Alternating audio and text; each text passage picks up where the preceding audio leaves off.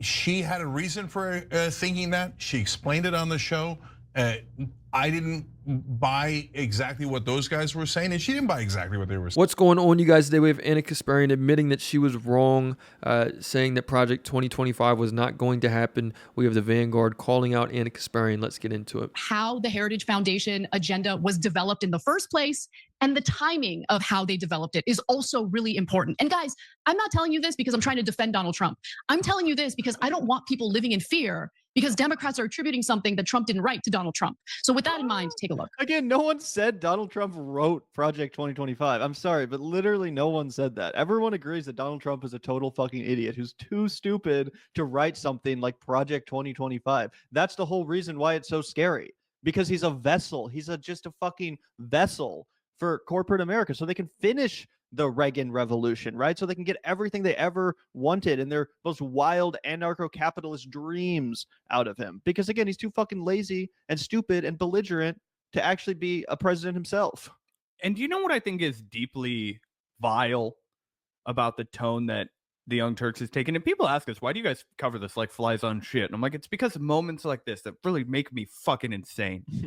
They're supposed to be the progressive watchdogs of YouTube. They are absolutely not anymore, right? That's why we're doing this. But the way that they present it to their audience is that they're so compassionate, that they're actually so much more progressive than everyone else, that deep down, they want their audience to be needlessly afraid. They're worried about you. They don't want you to go to sleep at night worried about something that's just the boogeyman, that's not going to be borne out by reality, when what they should be doing is encouraging you to be vigilant, encouraging you to resist, and encouraging you to take these serious things seriously. And it's not just this issue of Project 2025. I want to bring up a supplemental issue where Jank said there was absolutely no way that we were going to build concentration camps overseas, that there was no way that the Guantanamo Bay stuff was going to happen, that it was all just malarkey, that it was all liberal fear-mongering. Well, let's take a look right here. This is a report from Dropsite News. Report, U.S. sending migrants with no criminal record to Guantanamo Bay. That's called a concentration camp. We are taking people who have not committed crimes and sending. So here we have Ana Kasparian saying that Project 2025 was just fear-mongering, that's done by the left, that it has nothing to do with what Trump is actually going to put into place, and yeah, that we're all going a little bit crazy for even assuming that that can happen. Let's keep on going. Them to a concentration camp that is on a black site, that is fucking not under the surveillance of any of our rules of law that we hold to be valuable as Americans, okay? What do you call that? I call that a concentration camp. Despite Trump's vow to only detain the worst migrants at Guantanamo Bay, CBS reports that the administration is also sending low-risk detainees, migrants with no serious criminal records or no record at all. Here is a photograph. Imagine being this man right here, this guy who's a young dude. All right. Imagine how horrifying that is. He doesn't know what he's being charged with. He doesn't know if he'll ever get to leave. He doesn't know where he's going. He doesn't know how they're going to treat him. He does know that Americans get tortured on Guantanamo Bay. He does know all of the atrocities that have already been done on Guantanamo Bay. And Cenk Uygur actually admonished leftists who were raising the fucking warning bells about this and saying, we cannot allow this to happen. Donald Trump is willing to do this and more. And just because right now it's undocumented, folks, you think that's going to stop the Trump-Vance administration, the Elon Musk administration, the stacked courts from preventing that? No. They'll be like, oh, no, those people weren't really American citizens. We've revoked their birthright because they're organized in terrorism or something. And boom.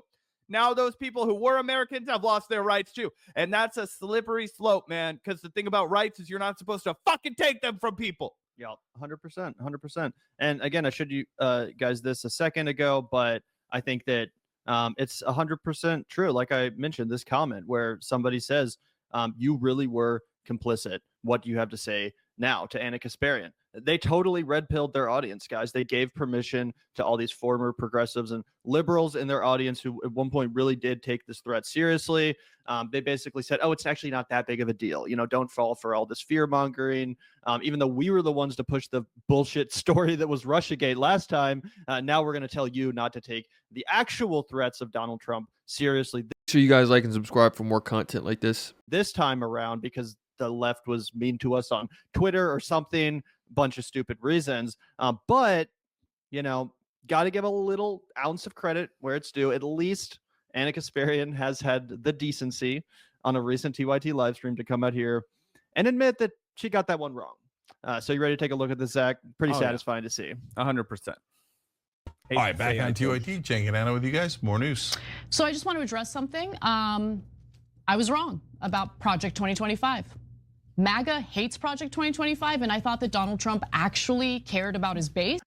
And by the way, before we watch that again, because it's so funny, you know, I just don't agree with that assertion that MAGA hates Project 2025. I remember right after Donald Trump was elected, there was a viral tweet from Matt Walsh saying, now that the election is over, I think we can finally say that, yeah, actually, Project 2025 is the agenda, LOL. And I saw this sentiment all over the place. You know, a bunch of people that were like, we might have pretended to disagree with Project 2025 for 5 seconds, but yeah, no, that's the plan. That's the project. Hell yeah, get ready.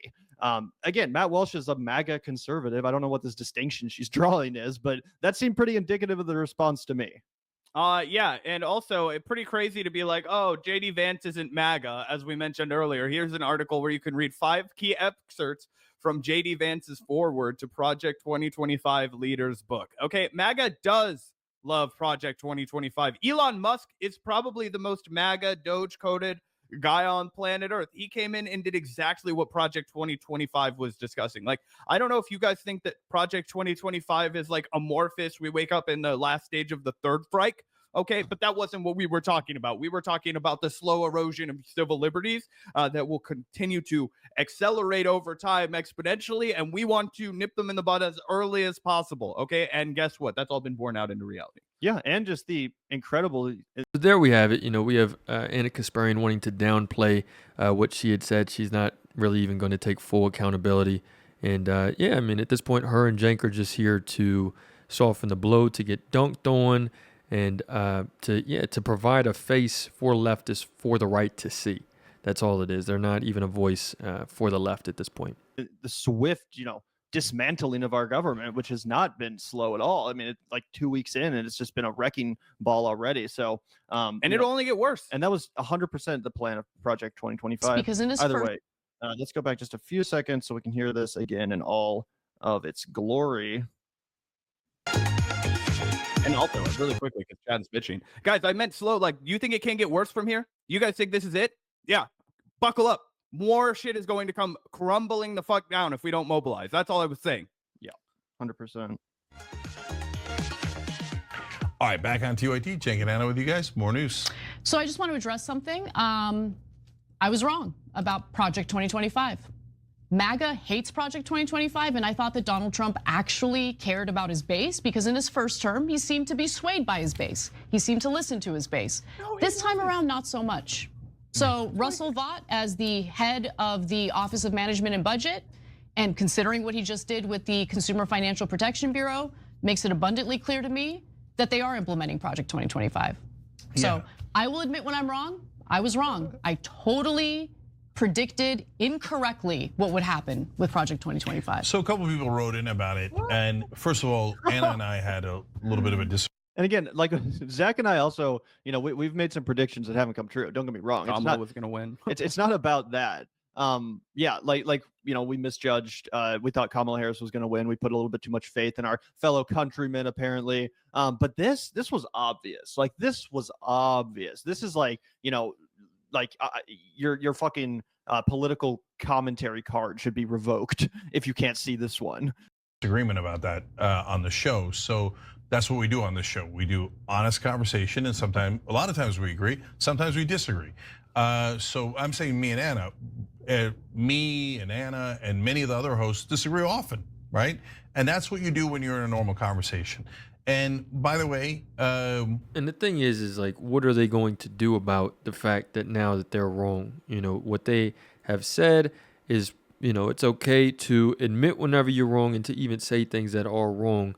But as far as how are you going to go in the future and react to that? How are you going to either maneuver from here? What is your next pivot? Like, how are you going to pivot from this mistake?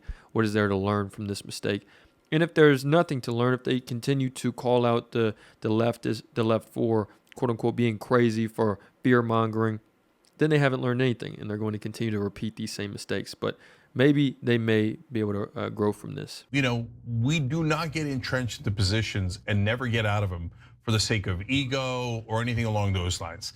Our job is to be as honest with you as humanly possible. So I love that Ana just said that.